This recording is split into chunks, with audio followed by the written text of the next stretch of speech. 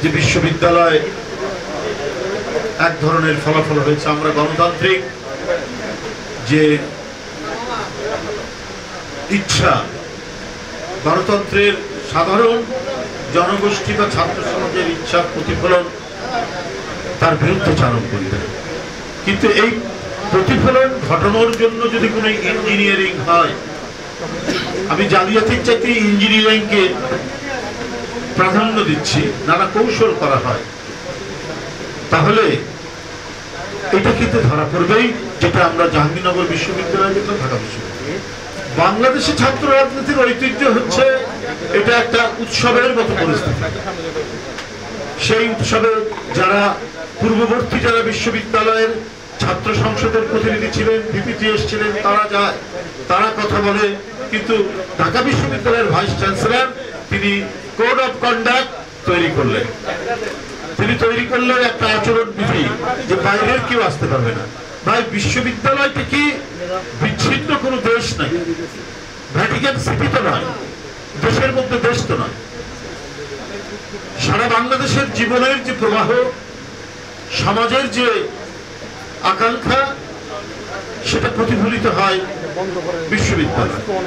যারা বিশ্ববিদ্যালয়ের সাবেক ছাত্র, প্রাক্তন ছাত্র, তাদেরও বিশ্ববিদ্যালয়ের সাথে একটা মিথস্ক্রিয়া থাকে, একটা ইন্টারাকশন থাকে। এই কারণে ইউনিভার্সিটি অ্যালামনাই আছে, ডিপার্টমেন্টাল রাইজ আছে, সব বিষয়ে কারণ একটা বিশ্ববিদ্যালয়ের সাথে একটা সম্পর্ক রাখা।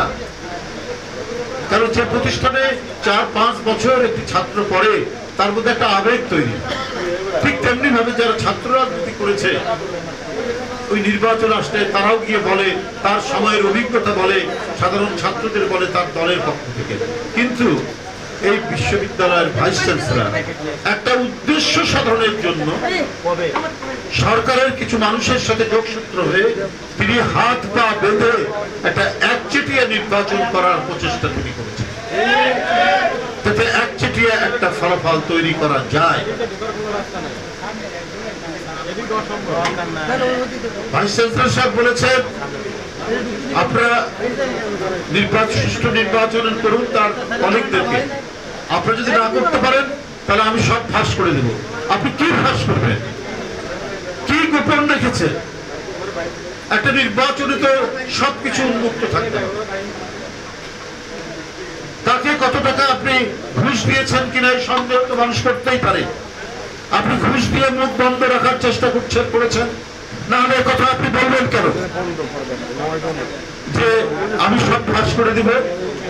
তাহলে গোপন পুরো একটা মেকানিজম, একটা কলাকৌশল আপনি নিশ্চয়ই তৈরি করেছেন, যে কারণে এই কথাটি আপনি বলছেন। এই প্রশ্ন, এই সন্দেহ, এই সংশয় সবার মধ্যেই এটা তৈরি হতে পারে। বিশ্ববিদ্যালয়ের ব্যালট পেপার ছাপানো হবে, ব্যালট বই ছাপানো হবে, সেটা একটি ব্যক্তি প্রতিষ্ঠানকে কেন? জাহাঙ্গীরনগর বিশ্ববিদ্যালয় তাই, সেখানে শিক্ষকরা পর্যন্ত বর্জন করেছেন অনিয়ম দেখে। ব্যালট বই ছাপানো হবে, সেটা ছাপাবে সরকারি কোনো প্রেস, বিজি প্রেস হতে পারে অথবা অন্য কোনো প্রেস। সেই ব্যালট পেপারের মধ্যে কোনো নাম্বার নেই।